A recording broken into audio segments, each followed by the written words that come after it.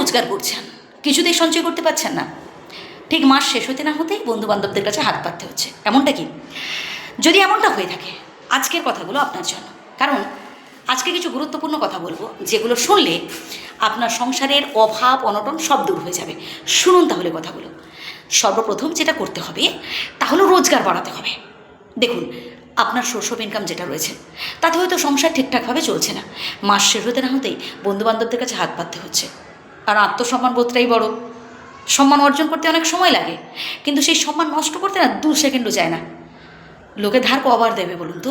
2বার 4বার, তারপর দেখবেন মুখ ফিরিয়ে নেবে, বলবে আগের ধারগুলো শোধ কর, তারপর ধার চাইতে আসবে। এই যে বললাম না, সম্মান ধরে রাখার চেষ্টা করতে হয়। আমরা অনেকেই আছি ধার করে চালাতে থাকি, মানে সেই ধারটা কি করে শোধ করবো সেটা ভাবি না। আর এদিকে ধার করতে করতে ধারের বোঝা এতটা মাথায় চেপে যায় যে আর মাথা তুলে আপনি দাঁড়াতেই পারবেন না। আর এদিকে মহাজন বাড়িতে এসে উপস্থিত হয়েছে, টাকা ফেরত চাইছে, তখন কি করবেন? গালিগালাজ করবে, বাজে কথা বলবে। তাই ধার করুন ঠিক আছে, কিন্তু মনে রাখবেন সেই ধারটা আপনাকে শোধ করতে হবে। এর পরের পয়েন্টটা আরও গুরুত্বপূর্ণ। আমরা অনেকেই আছি আগে পিছিয়ে ভাবি না, প্রচুর পরিমাণে মানে আয়ের থেকে বেশি ব্যয় করে ফেলি, খরচা করে ফেলি। না প্রিয় বন্ধু, পকেট বুঝে চলার চেষ্টা করুন, আপনার রোজগার বুঝে খরচা করুন। আত্মীয় স্বজন বন্ধু বান্ধব তারা যেমন খরচা করছে, আমাকেও তেমন খরচা করতে হবে। খরচা করতে তো ভালো লাগে, কিন্তু আয় বাড়াতে হবে। আর না হলে আপনার সামর্থ্য বুঝে চলার চেষ্টা করবেন।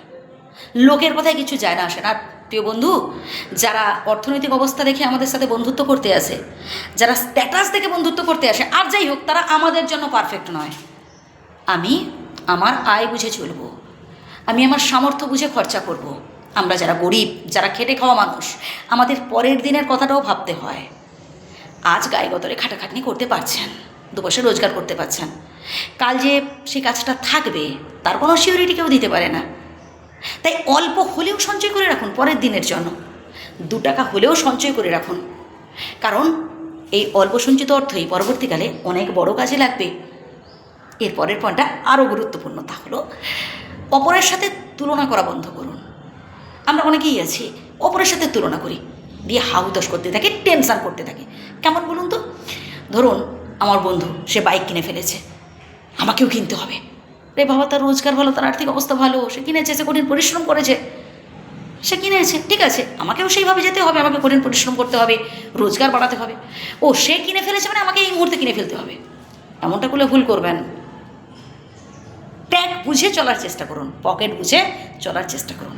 স্বপ্ন দেখুন ঠিক আছে, কিন্তু স্বপ্নকে বাস্তবায়িত করতে হলে আপনাকে পরিকল্পনা মাফিক কাজ করতে হবে।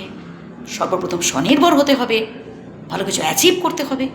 তাই আলস্য ত্যাগ করুন, কঠোর পরিশ্রম করুন, তবেই দেখবেন সংসারের অভাব অনটন সব দূর হয়ে যাবে। ভালো থাকবেন, আমার শ্রদ্ধা নেবেন।